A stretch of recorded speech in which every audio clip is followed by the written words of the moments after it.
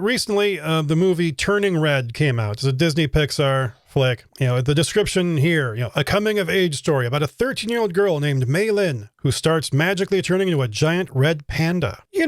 That's going to be traumatic for anybody, Right. much less a 13-year-old girl. There's been some brouhaha on the internet, some of the content of this movie. Notably here in this article that I found on the CBN FaithWire. So this is Pastor Mike Signorelli. He's a senior pastor of V1 Church in New York City. And he says, he starts off in this thing saying this: because every single device you have in your home is a portal, either a window into the things of God, or unfortunately, things that I believe are demonic. Devices are not anything, right?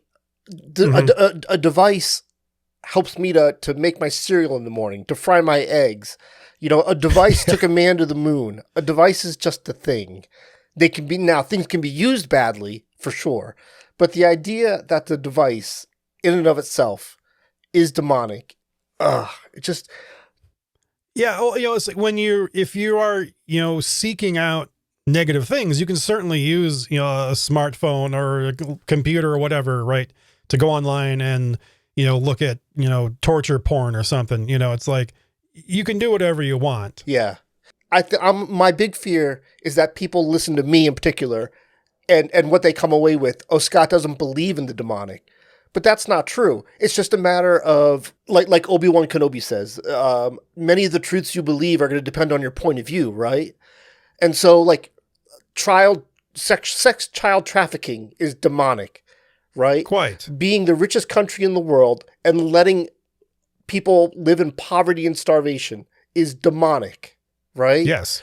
Doing nothing while a whole country right now is being taken over by an old Russian who wants the glory days back. And now there's overtones of some religious justification as well. That is demonic, right? My iPhone is not demonic. Now, it may be the vehicle that demonic messages are spread through, but my phone is not in and of itself, demonic. And all that just to say that one of our big problems in the church that makes the church look bad and why people are walking away is because we don't really value the power of words. Right. And I think an important thing to remind Pastor Signorelli of, is that, our little, walk around portals that we have are not any different than the Bible. Yeah. And that might, make somebody want to start typing angry comments right away. And don't, because if, you pull out your Bible and you start flipping through it, you're going to see plenty of stuff in there that is of the demonic. Right. You're going to see stuff about, worshiping pagan gods. You're going to see stuff about murder and incest, yada, yada, yada. We love to teach children, the story of Noah, because it translates into a good children's story. But, when you look at it, the whole point of that, the purge, was that the world had become completely, demented and full of sin and murderous. Yeah. Harping on just like a movie, right, for having quote unquote things that are demonic. Yeah. It immediately hits very thin with me. Right. Now, you're going to make a point in a little bit that's going to be really valid. But before we get there, I would like to take the listeners here through a little synopsis of the story, of the first 8 minutes. Because not only have I seen this story, but there's also a viral video going around TikTok of another pastor who was also making the same kind of claims against this movie. And what's central to this claim is that they turned it off after roughly 8 to 10 minutes.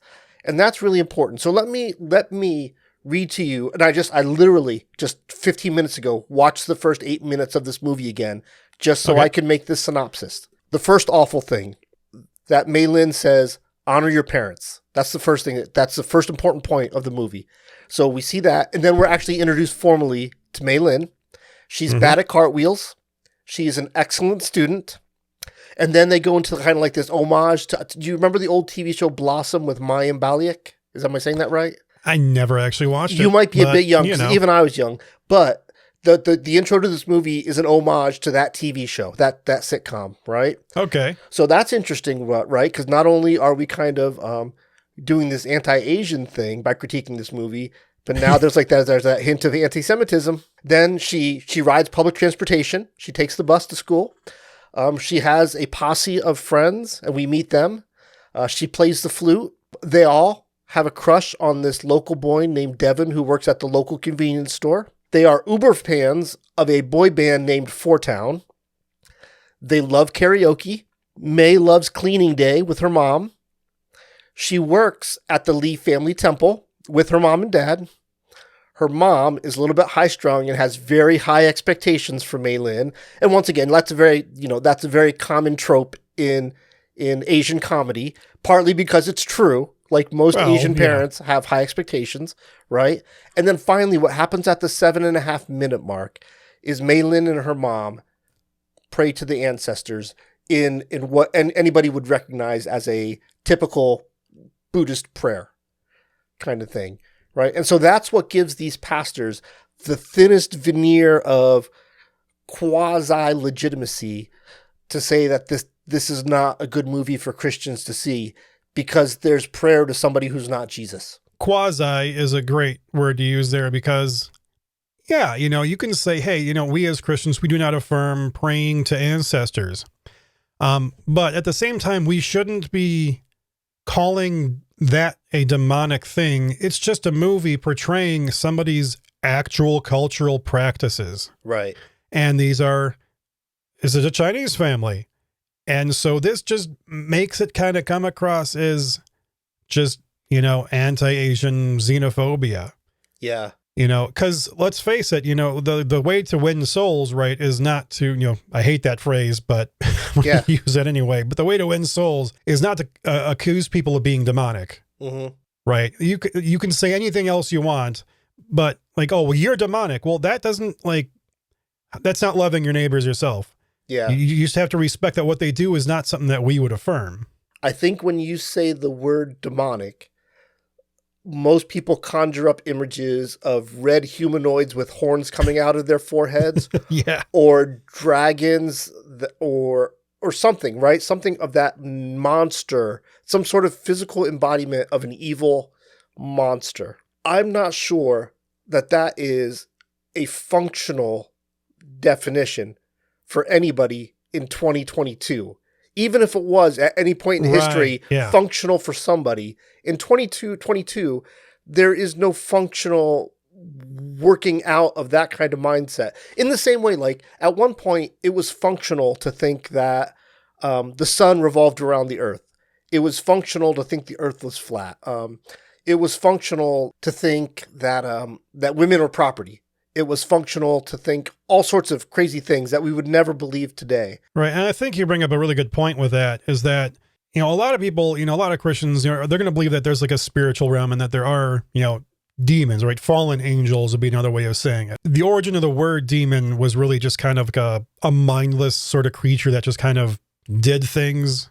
And demons could actually have been positive or negative depending on the context, So like these are like, cultural things we absorbed, or, Christians absorbed from Greek culture. Yeah. And so it's just this chain of things. Yeah. And what we mean to say by demonic, right, we can only really say it's anti-Christian or anti-Christ. Right. Which would be probably a better word. But even that is just like, it's just kind of like you're trying to call something evil and you're trying to call the people that do this thing evil. Right. Which to me is like your first problem because you're calling humans evil who aren't actually pursuing evil.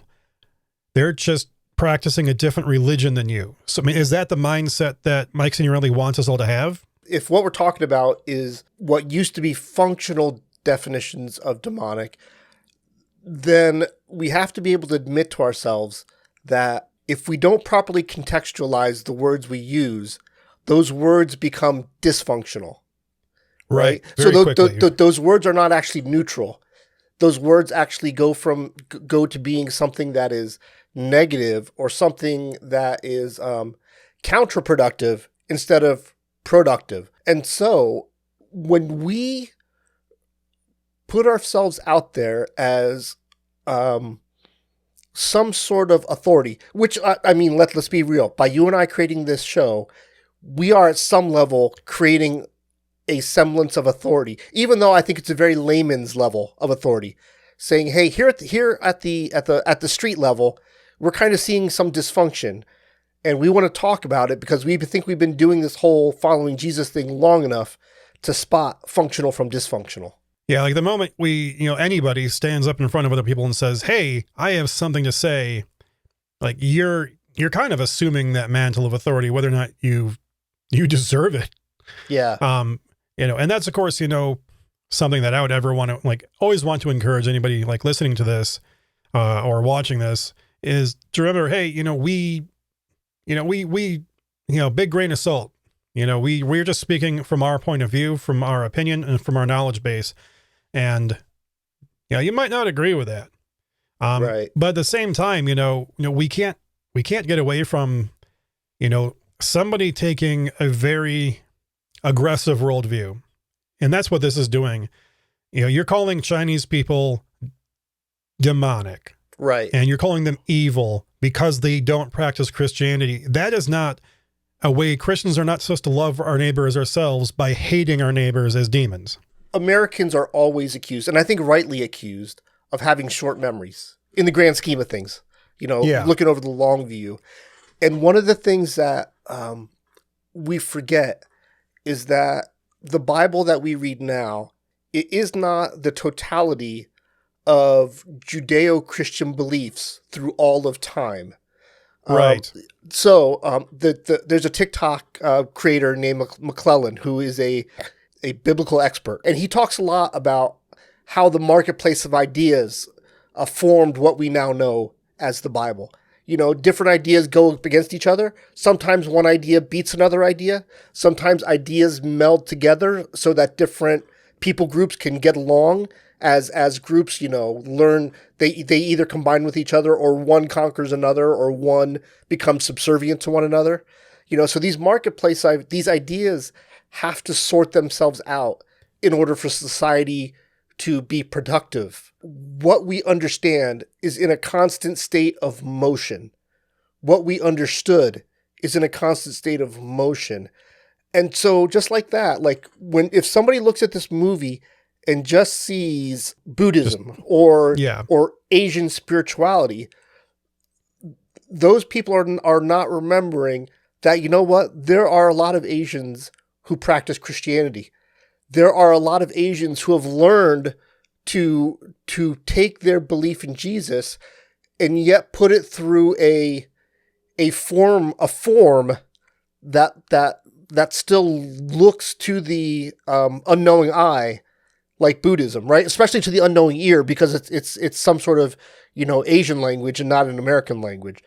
So it's in a temple, and there's lots of gold and red, and people are chanting and speaking in an Asian tongue, and therefore we don't recognize what's actually happening because we don't understand the language, and we fail to recognize that Christianity is a major faith in the Asian countries. Yeah, and and it's important to kind of talk about different cultures that have integrated Christianity in our culture can have different manifestations of that. They can have practices that look very foreign to one group of Christians, but are completely natural to another. There's a number of cultures that you see things like remembering our ancestors and our families, where we came from. The Old Testament is filled with that kind of language. Right. Like this movie has things that are cultural for some Chinese people, and Mike Signorelli here, he gives a list of things that he has a real big problem with in this movie. Yeah. One of them is chanting, because there's no Christian chanting. The ancestral communication. I don't know if the movie actually had two-way ancestral communication, but whatever, Oh, yeah. Yes, it does. And then there's a nightmare sequence that he takes great issue with as not being appropriate for children. Mm-hmm. I'll tell you about some of the movies I watched as a child. I don't know if you've ever watched that cartoon version of Watership Down that was made in the 70s, early 80s. Yeah. Yeah, horrifying for children to watch. I mean, it's probably not healthy for adults either. Yeah. And then This last one really just kind of punched me in the face. Menstruation, a movie that centers on a 13-year-old girl, somehow had the gall to mention that menstruation exists. And this is inappropriate for, apparently, all children. Even though 13-year-old girls or 12-year-old girls, maybe even younger, will have their first period and they're children. So I guess they're doing something inappropriate for children. My whole family watched this, and I have an 8-year-old girl, and no issues. There was nothing in this movie that was even remotely that it did not for a single minute. Mm-hmm. Did my daughter experience real fear? Right? At no time did it occur to anybody that we are outside of a fictitious cartoon. Really? Like, Yeah. you mean that was obvious to an 8-year-old girl, but not a senior pastor of a church in New York City? That was pretty well solidified when the girl turned into a red panda. Wow, the things that take some people out of reality. I don't know. I don't get it. Unbelievable, right? And the funny part about the menstruation piece of this lasted. It was such a short part of this movie because it was a little gag, right? So there's this little gag where Maylin and her mom are talking from two separate rooms, so mom can't see what's going on.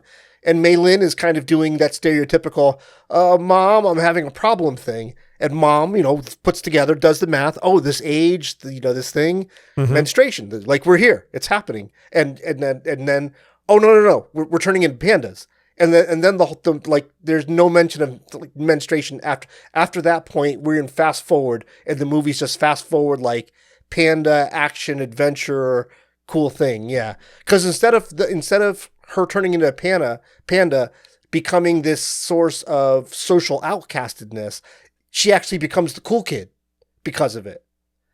Right? And so all the hilarity that ensues from that. Yeah, so basically we're taking, Teen Wolf.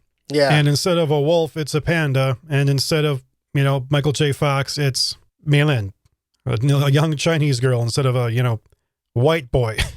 Yeah. And I feel like when you have a movie that's dealing with coming of age and puberty and those kinds of things, I think having it be this kind of, magical, quote unquote, kind of a story, right? Having those fantasy elements, I think it makes those things more comfortable. I think it makes it appropriate for children, especially, children that are approaching that age and children that are that age, who might feel awkward. And something like this can be a great reminder. It's like, hey, you're not alone. You're not the only girl going through this. And if you're a boy, hey, that's a normal thing. And I'm going to say to Mike Signorelli, hey, menstruation is a normal thing. And you're calling out a movie as inappropriate for children because there's menstruation feels to me an awful lot like just misogyny straight out. Yeah. You made an important point. Not all movies are made for everybody. And this one even more so. And I think Disney actually recognized that in this movie that this movie is not made for a wide audience. Like the storytellers who made this movie were laser focused. Like they clearly want to reach a specific demographic of girls coming of age, right? Yeah. And now they painted with a broad brush, and so there are other people who are going to find this movie entertaining and charming as well. I thought it was good. I didn't think it was great. I thought it was fine. I think clearly that they did not spend the money on this film that they would have spent on like Toy Story 10. You know what I mean? You know what I mean? Yeah. But that's fine. I thought it was fine. But yeah, like I think that this particular storytellers had a specific vision, and Disney gave them the appropriate amount of money and resources to go fishing for this particular demographic. It's just I called it demon hunting in the notes that I wrote down for this. It's just, maybe rage hunting is a better way of saying it. It's like, it's just Christians who want something to yell about so that they can honestly feel superior to a sinful world. And they're just out there looking for something to get angry at. And, again, I'm going to bring up Paul, who said, what have I to do with judging outsiders? It's like, these weren't, we don't know if any of the people involved in making this movie were active practicing Christians, And if they were, then, Mr. Signorelli needs to actually go and talk to them and say, well, what were you thinking when you were doing this? Why were you participating in this? Maybe actually hear somebody else's reasoning instead of just giving us your own, as if your thoughts are the word of God. We are not supposed to worry about what non-Christians are doing. Disney Pixar is not a Christian organization. So worrying about what they're doing shouldn't be our thing. At most, you should be talking to your children and saying, hey, this is what this means. These things are just fantasy story elements. And I'm sure Signorelli also hates, J.R.R. Tolkien and C.S. Lewis. I'm sorry. It's absurd. It's a sad thing that the church has become defined by what it hates instead of who they love. It's very revealing of how leaders in Christian thinking spend their time, their talents, and treasures thinking about how to shepherd their flock.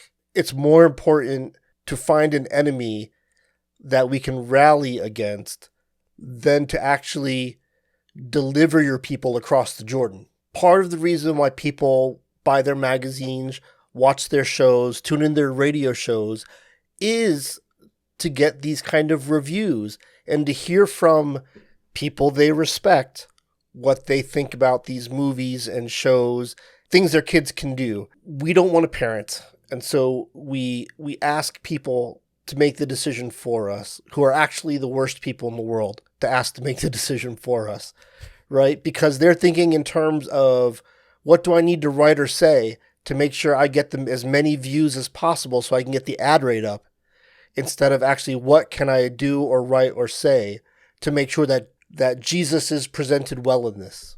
And I think ultimately that's my my disappointment in Mike and people of their ilk, taking really cheap shots and really kind of going for the low-hanging fruit in their critique of what is otherwise as in the words of Douglas Adams, mostly harmless movie. Yeah, I think, the solution, if there is one that I would present, is just to say, hey, as a Christian, yeah, like you said, you do the research, make up your own mind. Stop counting on these people who, put themselves out there as authorities. Don't trust them. Do your own thing. That's like the important lesson to learn. Like when I was getting my master's, it was all about starting off, a paper. I'm doing a paper on Hebrews. That is the book of Hebrews, not the Hebrew people. It's like, do your own thing. Like, do your translations first. Do your own research on the vocabulary, on the grammatical structures and how they're used. Do your own breakdown of the verse and everything. Then see what other scholars have had to say on this subject. And that's an important lesson for all of us as Christians. Like, we should be the ones engaging the media to say, okay, do I think this is appropriate for my child? Do I think this is not appropriate for my child? But honestly, this is how my Christian friends with children do these things. Or they'll watch these things with their kids, and if something comes up, then they're like, I need to talk to my kid about this. They'll pause the movie and they'll talk about it. I think you